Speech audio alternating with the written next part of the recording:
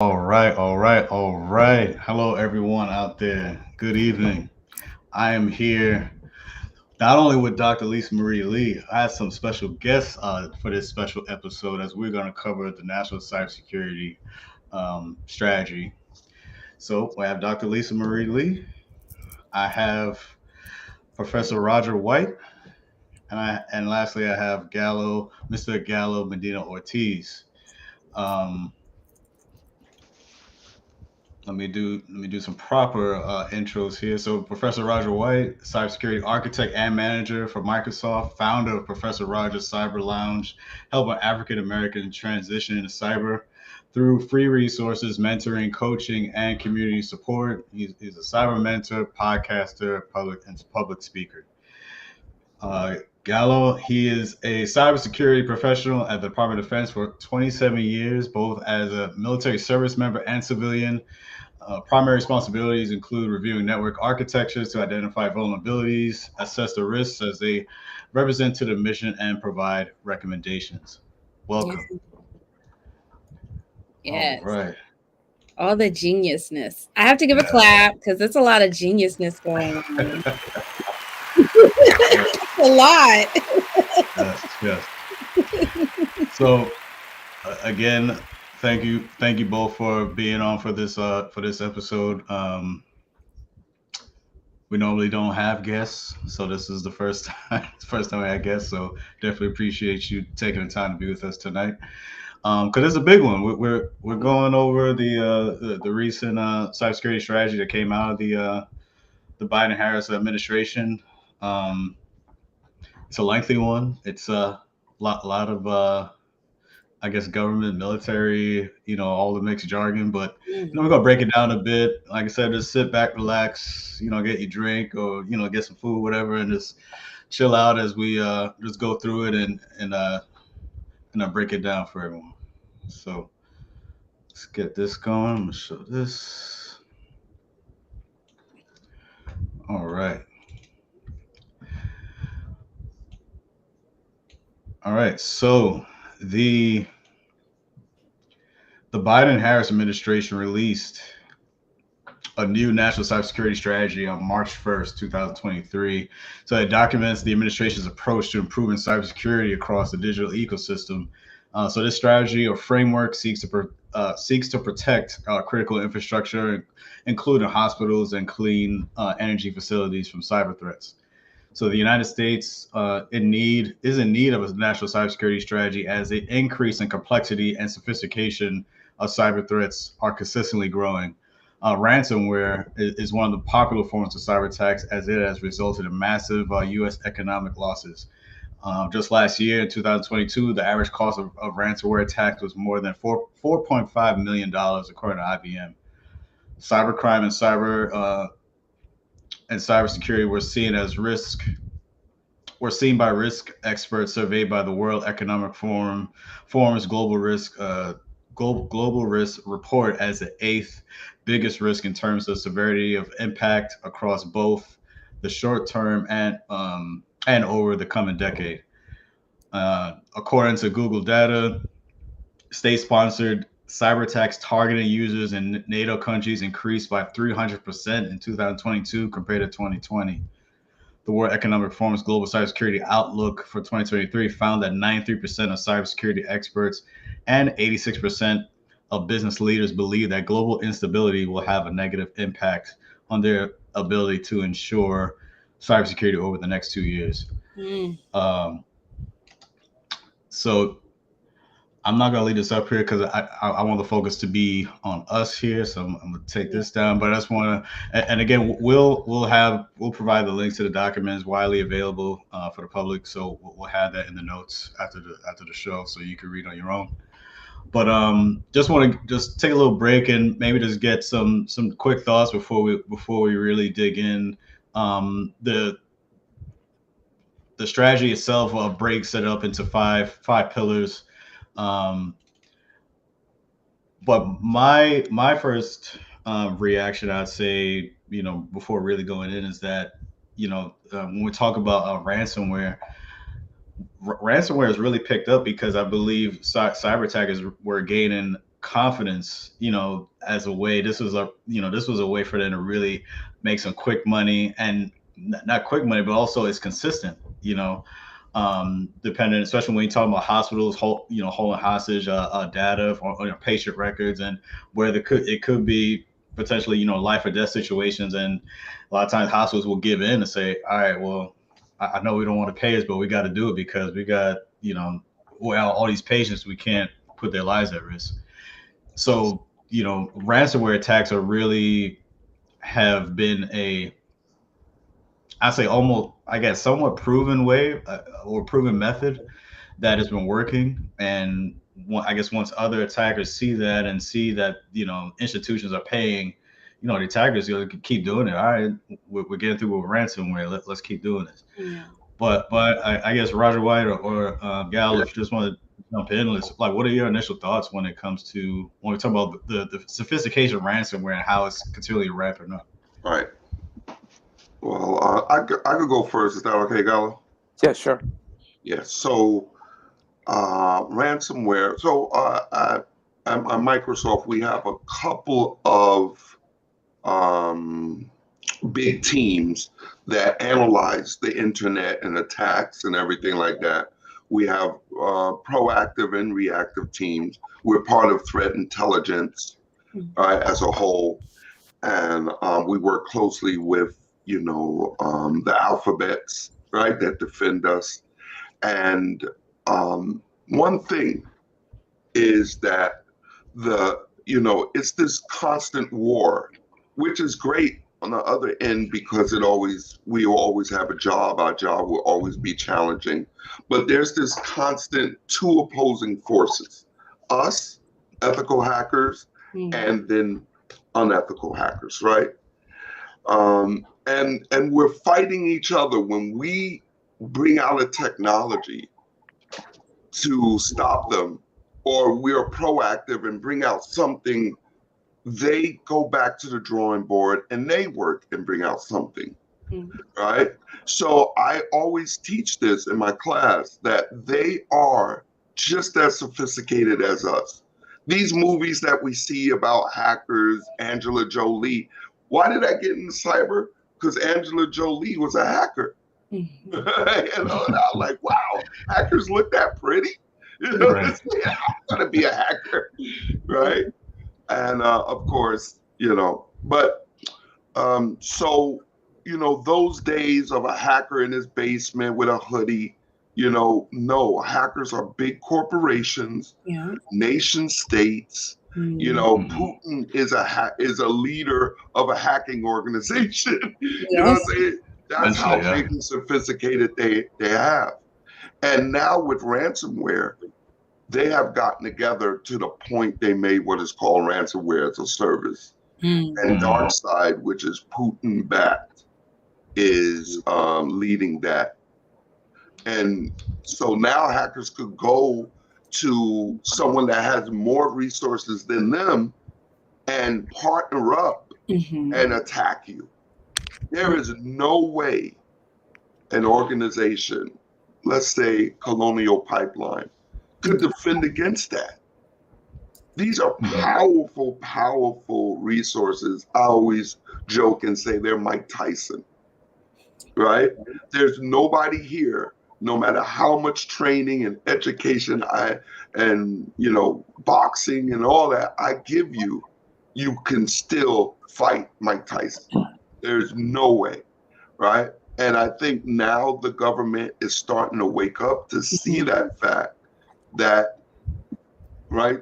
I know to say war or declare war is a major thing, and you got to be extremely political and careful in saying that this is war. But but it's something, when a whole country attacks you, or attacks an infrastructure. If Russia would have bombed Colonial Pipeline, it's the same thing. Right. But in cyber, like I said, countries want to be careful in saying, it's war, because once you turn on war, you can't turn it off. Yeah. Right. once I say you attack me, I have to attack you back, and that's a rippling effect, right?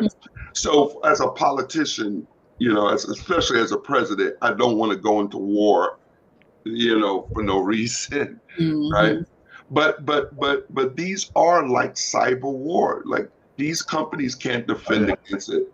It needs government backing and support. There's no way It's an unfair fight.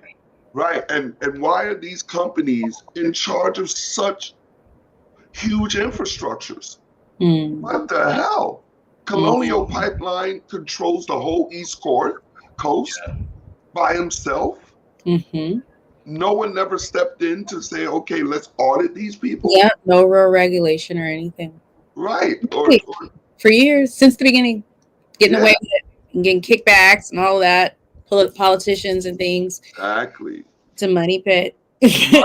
And so in a way, I'm not saying thank you, I shouldn't say thank you, but ransomware has awakened and has pulled the covers behind our infrastructure and how vulnerable it is, right? And how private it is. Yes. Right? The government should be more involved. The government should have regulations to say, okay, if you want to own electricity, then you got to live by this standard. Right. And there's really no standards from the government. Yeah. And those standards are weak. So thank God. And this started, I give Biden credit, but this started by Barack. Yes. In 2014, Barack came out with the first cybersecurity bill, so to speak, right?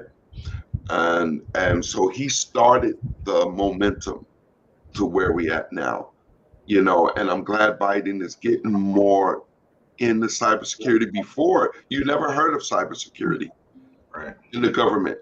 The president, it wasn't respected. Yeah, cybersecurity was not respected. Right. So now it's it's great now, right? So now other organizations have formed in the last 2 years, like CISA, CISA, right, and some other organizations. They have an organization just for ransomware on doc. I forgot the actual name of it, but they came together and the government put an organization out for ransomware, just to deal with ransomware. Gotcha. Galo, if you had some thoughts. Yes. So I agree with all the things that you said. So a few things. So you're right. It's difficult to defend against ransomware, right? So all these powers are out there to take advantage of companies, small, middle, some of them big companies, and I believe we can defend in 3 different ways, right? So users and companies, right? So it's a matter of education. You have to educate people, right? To close the opportunities of the cyber vector. So how they ransomware can infect your company or corporation, right? So you need to educate users, what to do when they are on cyber, when they're connected, right? Not to click on links. Recognize when a certain activity is suspicious. That's one. Number 2, the cyber defenders, they need to have some protections, right? First of all, the first recommendation that you hear about ransomware, hey, if you get infected, you better have backups, because if all your data is encrypted, you cannot recover it. You better have some backups so you can recover. If you miss 1 day of data, right? If you're in sales, okay, I don't have the last day of sales. I have the one prior. So at least you are, ahead of the game, right? So it just design your network to be protective and also to contain a given infection. And this memorandum mentions zero trust. And I think zero trust is a great approach, because it will close the door. If an infection and a malware gets into your network, you know that you can close the doors and avoid lateral movement. That if it can infect one of your departments, it won't infect the other. So you can close that door. Right, The keep that second thing is isolated. government. We need government support, right? Because the government will enable regulation. Regulations, many people don't like regulations, but it's needed. In this arena, it's needed because you cannot have the government, the only one, the government agency abiding by regulations. You need also companies supporting critical infrastructures because some of them are private. If they don't abide by regulations, they're the first one to be infected. They're the first one who may bring down your power, electricity, Yeah. finance, everything. So, and the third element is government alliances. So I like the language of this memorandum because you need alliances with other governments. So if you have the Russians, you have any other groups operating from other countries, and this country harbor them, you need to impose consequences, right? You need to work with the government to shut down their networks, to shut down the infrastructure that they use to infect and operate. So it's something that is needed. It's just not one company. It's not just the government. It's a whole team that start with users, companies, government, and the world. All the governments. Um, Lastly, I mentioned regulation, but you mentioned colonial pipeline. Yeah, we need to push regulations to some companies in a way that doesn't they don't I would say incur in great cost that affect their profits, right? But somehow a balance needs to be reached. Many people don't like regulations because of that factor. It impacts shareholders, right? Because now you have more cost in order to meet with the regulations. But this is all necessary. I mean, we have no other choice. Yeah. Yeah.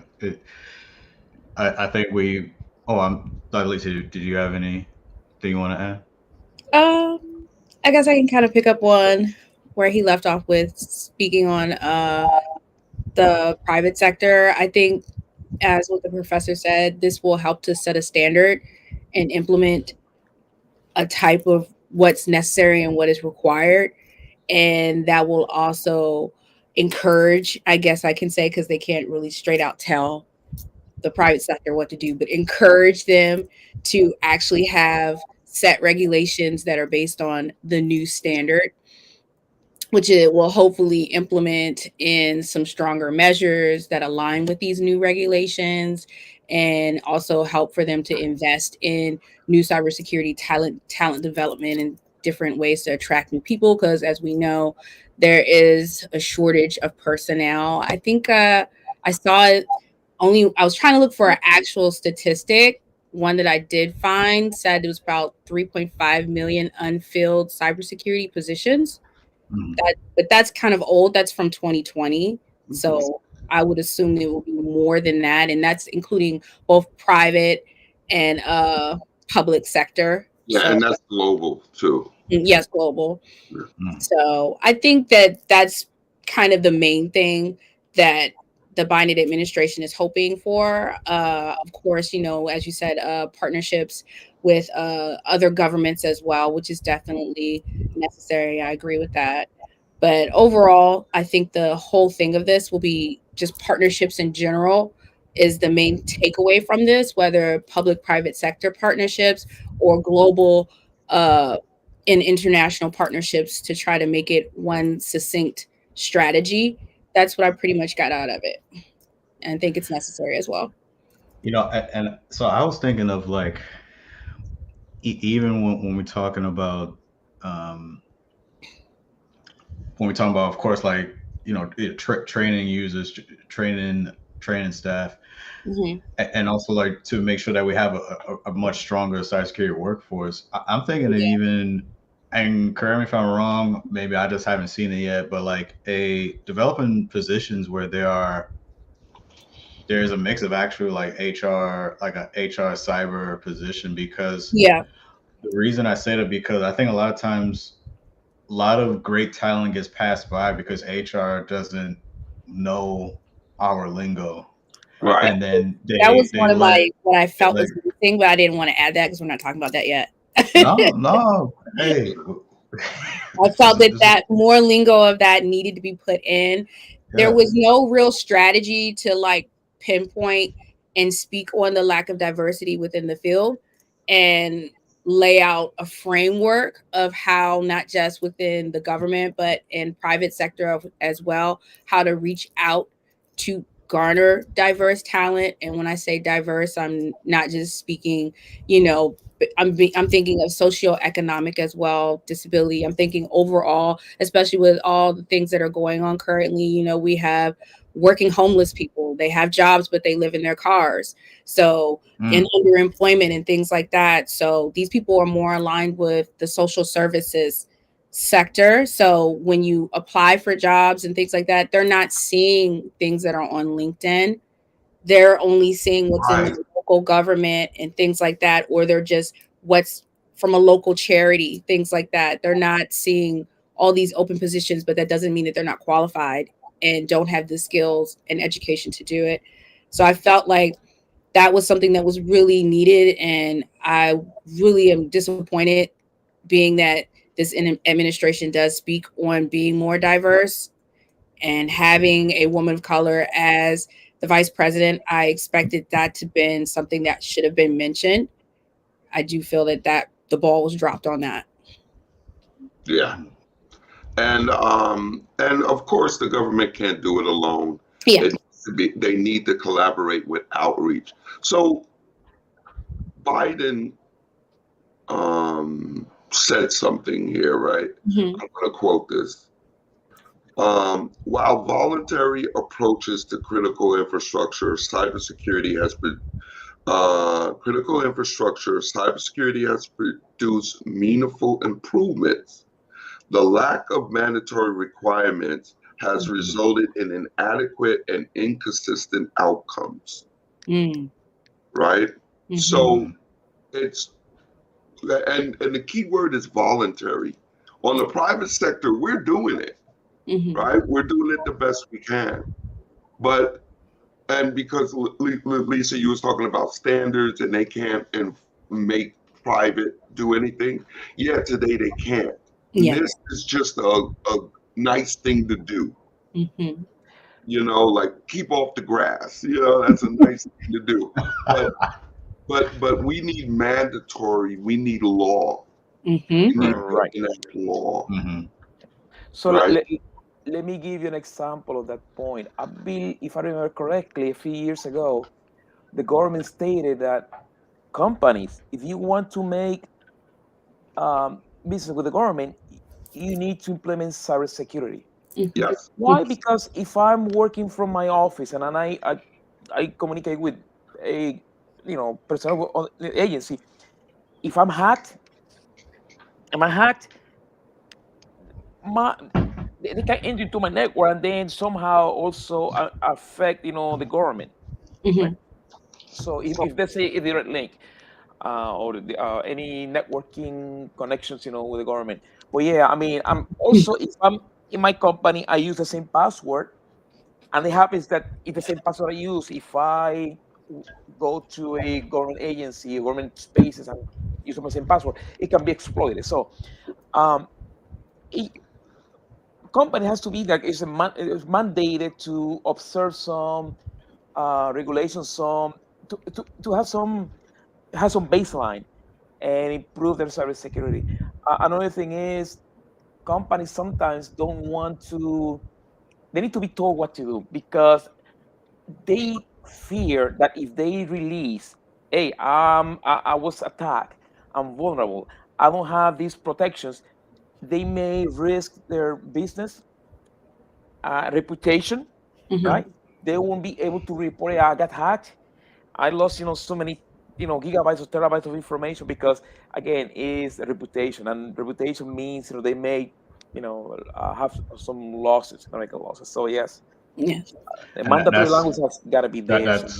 that's a great point because a lot of companies, agencies that have been breached, and that's why we've seen a lot when we learn about some of these breaches that they happen. We learn like they happen like it didn't just happen yesterday. It happened like a year or two ago. Mm-hmm. They just now put it out there because they're worried about reputation, worried about losing business or future business because of this, and they're trying to mitigate it, keep this thing quiet. Hey, we don't need to give you all the details because prime example. Look at LastPass right now. I mean, almost every other day we're getting more and more information that's coming out of how bad this thing is going. Like it's really starting to get to the point like coming out, and we and Dr. Lisa and I we did an episode on this like a couple of episodes ago on LastPass because I was a customer on LastPass.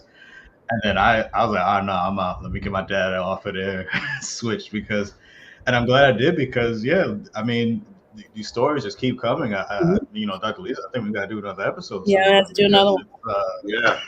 I'll be with y'all. Hits keep coming. So yeah, a lot of companies, a lot of agencies, they're reluctant to share or fully share, like all the details or the full scope of the breach or who was affected, of how really severe it was, because they're worried about, I guess, possible ramifications. And like I said, also, and Galo has mentioned as well, like future business and, reputation. So as we're going on now, so the NCS, I'm just going to short it. National Cybersecurity Strategy. I'm just going to say the NCS. So the NCS has 5 pillars. And those 5 pillars include, number 1 is defend critical infrastructure. Number 2 is to disrupt and mantle threat actors. Number 3 is to shape market forces to drive security and resilience. Number 4 is to invest in a resilient future. And lastly, number 5 is to forge international partnerships to pursue shared goals. So, like I said, we're not going to go cover to cover. We're just going to highlight just, a couple key points from each one, and just share some thoughts on it. Okay. So going back to number 1, defending critical infrastructure. So to build confidence in the resilience of the U.S. Critical infrastructure, regulatory frameworks will establish minimum cybersecurity requirements for critical sectors. So the U.S. recognizes that the 16 critical infrastructure sectors, and those watching, if you don't know what they are, you can find a full list on if you go to www.cisa.gov, and you can find the full list and information on that. All right, so the 16 critical infrastructure sectors are so vital to economic prosperity and national security that significant efforts must be taken to keep them secure, functioning, and resilient. The new strategy presents defending critical infrastructure in 2 ways, and that's improving collaborative practices with other relevant stakeholders and making its own systems more resilient. So I'll take a break there and kind of get your thoughts on that. First thing that I guess that came to mind is that for number 1, for me, this is this actually makes me smile a little bit because my dissertation was on critical infrastructure. So cool. I'm actually having a little fun with this one, but no. When you talk about the as far as defending critical infrastructure, having more collaborative practices and making systems more resilient, I think it's almost long overdue. I think we've been hanging on way too long on systems that are way outdated, inadequate, trying to do a lot of patchwork for which honestly I think is very scary because they're controlling like I said, it's in the name, critical infrastructure. In my mind, I'm thinking if something that's protecting something as vital as that for the whole nation, we need updated, resilient, more capable systems protecting our infrastructure, especially as we've continue in our sophistication of technology and everything that we can do as a nation. And I mean, just one example, this kind of going into IoT a bit, but when we talk about even doorbell cameras, that was such a, when it first came about, I think it took a little while to catch on, but like now I walk, I take a walk down my block and almost everybody has a doorbell camera on their house now. So it's almost like the norm now. It's like if you don't have one, what's wrong with you, So, but with that said, that that's part of IoT. It's connected to the internet. It's getting an IP address. It's connected. And it also creates another level of your attack surface. Yes, it gives you that convenience, but it also gives another pathway for an attacker to try to intrude and get into your network. Um, but I guess Professor Roger, I just want to hear, let me, if you want to share a couple of things as it pertains to when we talk about, having these systems, and when we're talking about, protecting critical infrastructure, and like, what do you feel, especially getting Yeah. that from a private sector perspective, when we're talking about protecting critical infrastructure, like, what are some things that you feel that maybe what you're seeing, and maybe that's what you feel should be done into trying to get this turned around? Yeah. So I like this because it addressed a lot of things we were advocating, right? One is, what the hell is critical infrastructure, right? Define that. I mean, is Colonial Pipeline critical infrastructure? In the past, no. It's just a private company that's delivering gas back and forth, right? Mm-hmm. Is Dole, DOLE, Oh yeah. Dole vegetables and fruit, is that critical infrastructure? Purdue, they got hacked. Is Yeah. that critical infrastructure? Is the water plant in Florida that someone hacked in and changed the dials? They changed it so much that luckily they changed it enough where it caused red flags and it needed. Lucky they had separation of duties where it needed an approval to get past that point, or all those people would have been dead Mm-hmm. instantly, right? Because that was bleed, that was poison going through the water. Yeah. Right. So is that critical infrastructure, right? None of that was defined. Is a casino critical infrastructure? Now today they defined all that. And now the government is going to go, and now I got that. So that's great. First, let's identify what critical infrastructure is. Then, yeah, we need your help. We need your help in defending. Define what defending is. And they did in this document. They said one is improving the collaborative practices, right? We need to collaborate. We're not collaborating. Federal government is not even collaborating internally. Yeah. I mean, agencies are not protecting each other. Mm-hmm. Y'all guys are not collaborating internally. And then, so you got to collaborate private and public, and then update your systems. Practice what you preach, like Joseph said, right? So the second way is to make its own systems resilient. That's what Biden said, right? That's the two ways they're going to defend. So if so those are the things that we've been pushing. Hey, federal government is behind the times. In policies, they just updated NIST because we kept pushing them. It took them 5 years. If you see the difference between the NIST, some of the NIST policies, there was a 5-year gap. It should be done every year, or at least every 2 years. It was a 5-year gap. So now they're being more consistent, and this new word they use, resilient, right?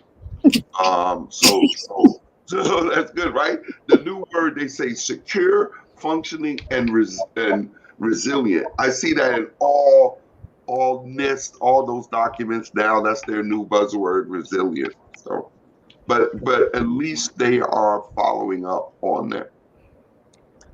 Okay. So I like your point about resilience, right? Because again, with this memorandum, it promotes information sharing, information, Yes. and it stems from the fact that private companies that support critical infrastructure, they're more exposed to cyber attacks than the government because they're open to the internet.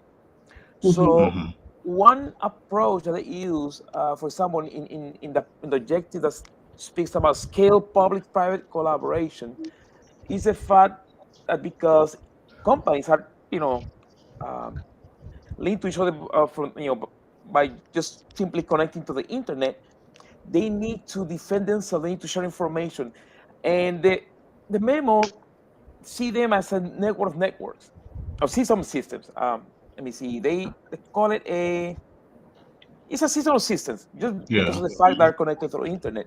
Right. So if you think about every company, every sector, like different sectors, if they have like a point where they fuse all this information, like a command center, if they start sharing information, you see attacks are common to different infrastructures. So the information sharing will be enabled, and the whole all the critical sector can be defended in a better way, because that information sharing that will reach to the government. The government say, yeah, I have seen this activity, I know where it's coming from, I can attribute it to one of the main state actors, and the government can provide an approach, a mitigation approach, right? So I like that. So also it talks about integrated federal cybersecurity centers, kind of same way. If you start like collaboration, and then you Yes. filter information down to the Right. smaller centers or the more center of gravities, you can defend, you can shut doors to attacks, in particular to ransomware. Um, and lastly, also talks about one point that I made earlier, that it says update federal incident response plans and procedures, right? Not only for the government, but also for private Across the companies. board. Yeah. You need to have incident response, because if you're attacked Mhm. and you have systems that are not well defended, well, you need to have a way to recover, Yeah. because And, that will and have an impact on on people. yeah, and Gallo, I agree with you. Look, let's look at Colonial Pipeline, Right. right? Not only they didn't have the systems in place to protect against ransomware, but when they caught it, it was total. Their response to that incident was totally chaotic, Mm-hmm. right? But Which they did not caused prepare a ripple themselves. effect. I mean, you messed up when the president gets on on TV and says y'all messed up. Mm-hmm. you Yeah. know, Mm-hmm. But they I don't mean, prepare themselves for those situations. They just wait for it to happen. I mean, if because I work in the government, I have this mindset. I need to be prepared for a worst case scenario. So, and you have to think, what is the worst case scenario that could happen? I could be denied I can have a denial of service. How can I recover from that? So you need to have that in mind and have a strategy in case I get to this point. But I yeah, think but Colonial Pipeline wasn't prepared to handle a situation of that scale.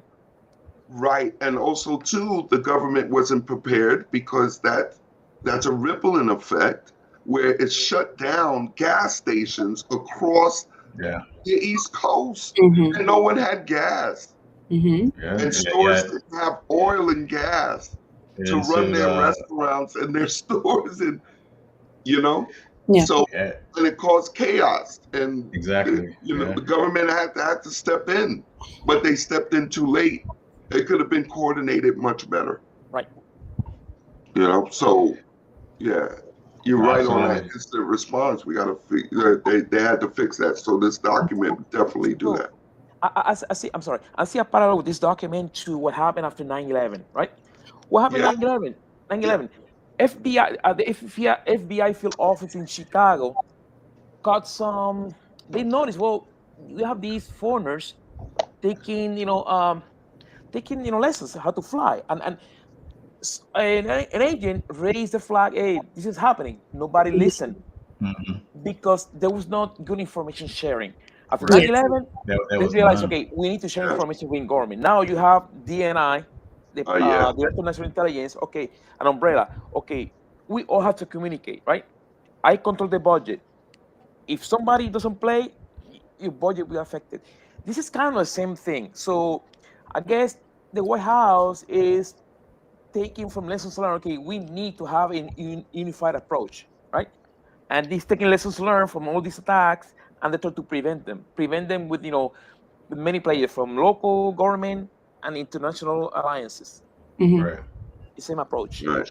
Oh, Yeah. no, great point. Absolutely. So just moving on through here. So within this pillar, it has 5 strategic objectives. I'll just give the titles for them. I'm not going to go to each one. But so strategic objective 1.1 is to establish cybersecurity requirements to support national security and public safety. 1.2, scale public-private collaboration. We touched on that a bit already. 1.3 is to integrate federal cybersecurity centers. 1.4, update federal incident response plans and processes that we just touched on. And lastly, 1.5 is to modernize federal defenses. And I'll just read this little bit right here because this one really gets to me a bit. So the 5th objective focuses on modernizing federal defenses. Zero Trust Architecture, or ZTA, a security model that removes implicit trust in any element, is central to this effort. ZTA relies on principles like multi-factor authentication, MFA, data encryption, managing authentication and access, visibility on attack surface, leveraging cloud security tools, and replacing legacy systems. Yeah. All right, that One last thing one. that's missing here, Doctor, So I get it. Dr. J, one thing is missing in the ZTA that's on this document that they missed what ZTA does is also you have to prove you are secure. Mm. Regulation. You understand? Okay. If you're a data center, you have to give me your SOC 2. You understand? You have to prove you are practicing secure. It's, I don't trust you no more. Mm-hmm. That's what zero trust. So it's not just technology, it's also policies too. You have to show me you have a cybersecurity program. You have to show me that you have been audited and you passed these certifications. You know, as a business. No, that's man. Thank you for saying that because, and as we learn from a lot of these breaches, we're you know the aftermath, we're learning some of these agencies, you know, institutions, they're getting breached because they made it so easy because they weren't even practicing the basic cybersecurity practices. Yeah. So I mean, what do you expect? And it's really mind-boggling because you know you see some of these big names and they still having the default password on their systems, which affects a lot of customers and a lot of data. You know, some cases financial implications as well. So I mean, no, I agree. Like you need to show that you actually following even the basic level of defense for your systems. Yeah, I talk to customers and I say, hey, you're not asking me, you know, because we come in to provide security solutions like Azure and all that stuff. You know, if they go into the cloud, we come in and talk to them about security. One thing is, you know, they totally trust the vendor, which they shouldn't, right? You should be asking me questions like, if you go down, what is your incident response? How are you going to notify me if the cloud goes down? You know, how am I going to get to my data? Where's my data? What's an alternative road to my data if the ISP goes down? You know what I'm saying? These are the questions and conversations we should have, but we don't because it's total trust. Yeah. We need to get to zero trust. All right. So that's part of the zero trust that's not in this document that they should be talking about. Right. Auditing policy, you know, make sure each vendor has a high security framework, which the government started with their CMMI. Right. Y'all guys heard of that, right? Yeah. Yes. So I believe you're right. I believe because this is so high level, right? From it just high level, it's an umbrella, but I think the different sectors of the government will come with different policies on how to implement or meet, you know, these aspects that, you know, this memorandum is stating. So I hope, you know, that comes in, you know, in more specific directives, from the federal government. Yes, definitely. At one point, you know, so I don't know if it's here in this part, but also, you know, so it mentions zero trust, implement cloud, right, to Yeah. increase or improve their security. But also mention something very, very important is supply chain, and Mm. it's addressing in Mm, another pillar. But supply chain is very, very yeah. important because, and I see it, but you you buy a piece of hardware, software, Mhm. and you believe it's secure, but no, you have links to foreign adversaries, right? And who knows what that that code that comes from China, from other, what it can do. See what's happening with TikTok. Mm. Yeah. TikTok is an instrument for spying, and many things can happen with software. Um, this oh my god, this software company from the Russians, that comes, in that um, Best Buy was distributing. Forgot the name of it. That has links to the Russians, and then it's in the public domain, and people were buying the software, putting them in the machine, and I was telling people, don't use it. I mean, uh, I forgot the name of the software. It's a virus software, Oh, antivirus software. um, well, I don't know if you're talking about the same one, but I know there was another software. I don't know if you remember like that. It was like that Oh, aging app. Um, so like yeah, you take a picture of yourself and then it shows you how you look if you're like 80 or Yeah, 90 Oh, or whatever.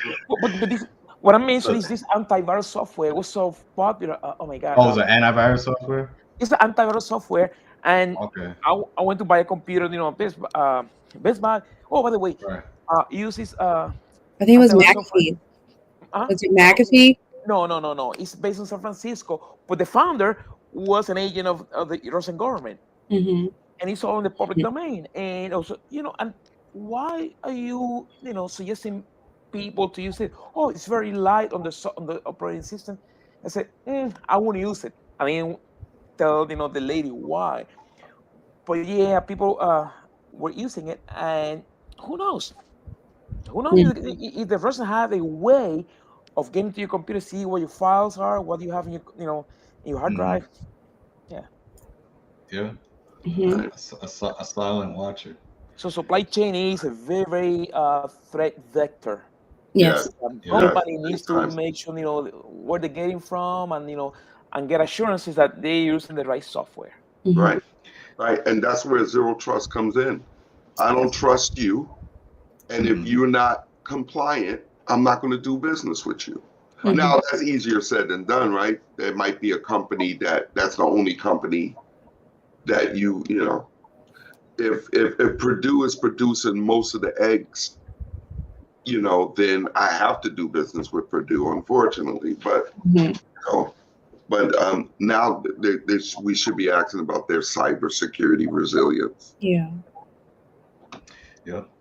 So that takes us into pillar number two, and I'm just going to touch on one of just like two things, probably just one from their strategic objectives, and that's from 2.3. And I'm sorry, pillar number two again is disrupt and dismantle threat actors. And so SO or strategic objective 2.3 is to increase the speed and scale of intelligence sharing and victim notification. So one highlight from here was that the strategy highlights the NSA Cybersecurity Collaboration Center, a Mm. national intelligence-driven engagement with industry high effectiveness at Yes, disrupting adversary activity targeting the defense industrial base.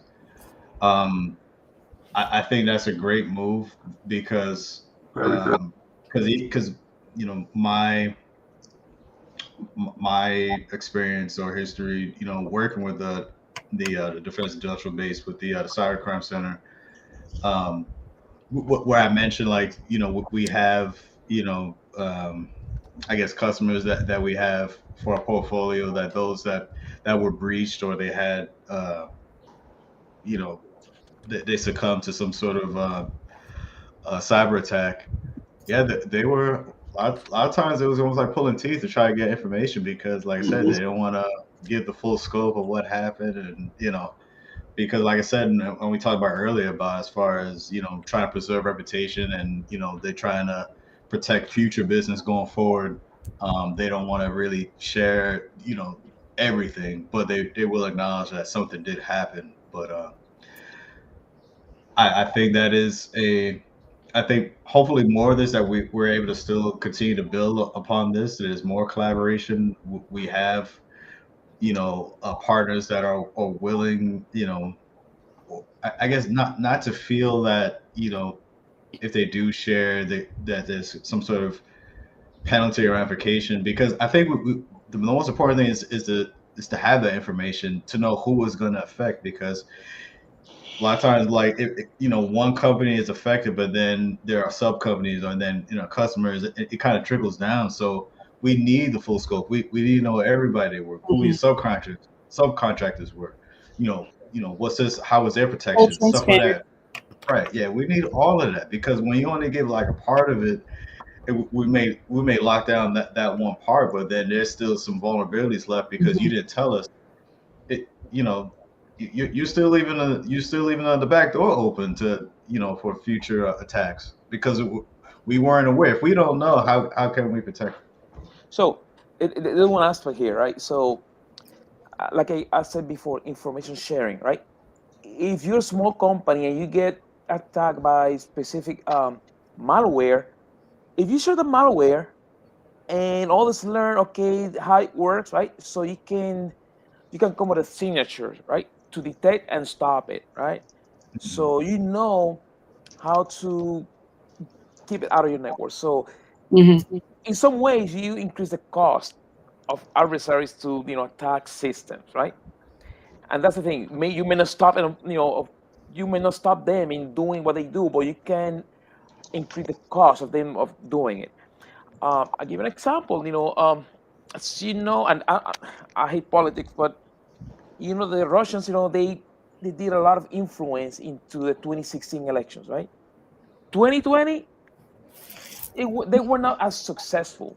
Why? Because everybody learned, the tactics and malware, right? And I guess they will stop. They will stop, and they had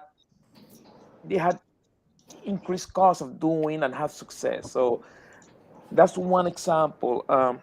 The other is just disrupting networks, disrupting those cybercrime networks, right? Uh, the way they get their money, the way they transfer money.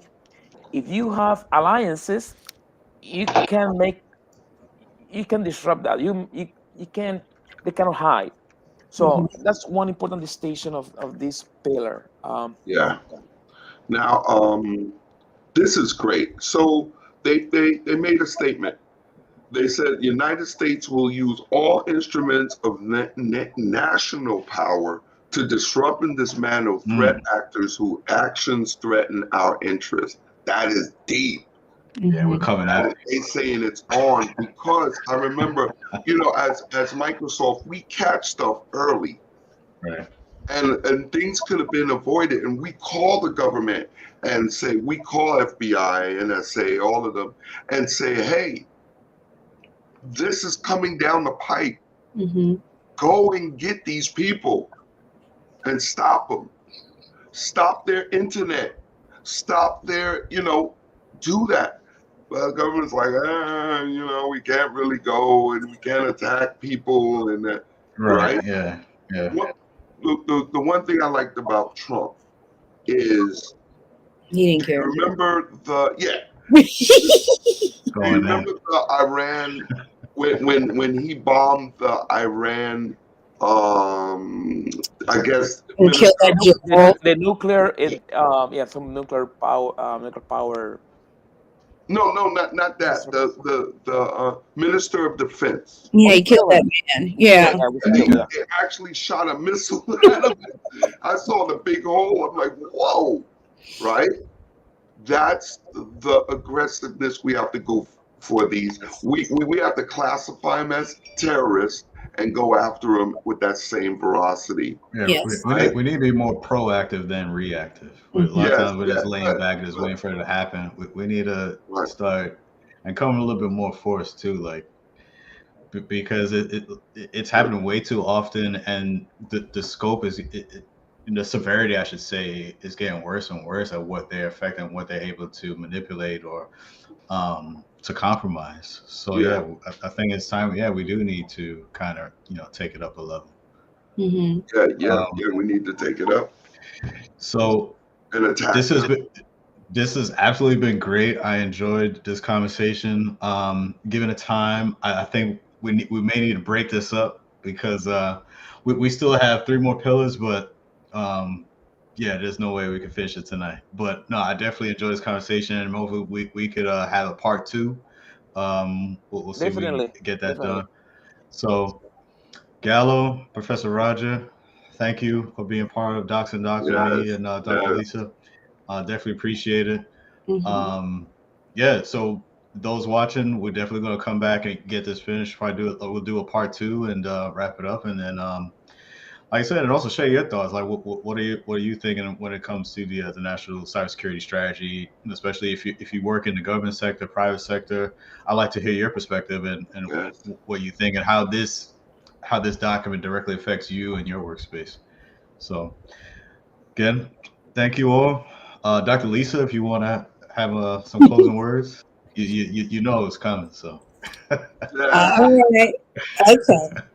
All right. From me learning and listening today, woo, this document starts to set a standard.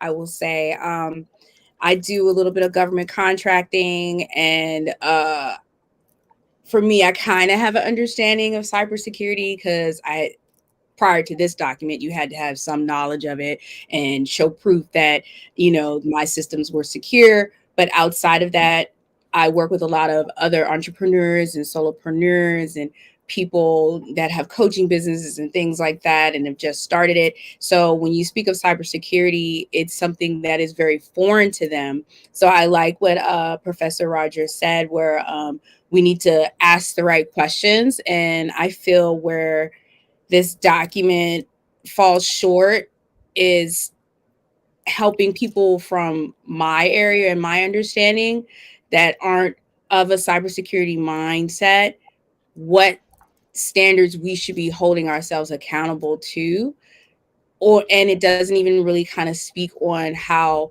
the government will work with us to kind of set that standard. Like when I'm thinking about the Small Business Administration, they don't even have training to mm, have people have an understanding of what they should be doing and what steps they should be taking, or even just a framework on type of basic questions that should be asked.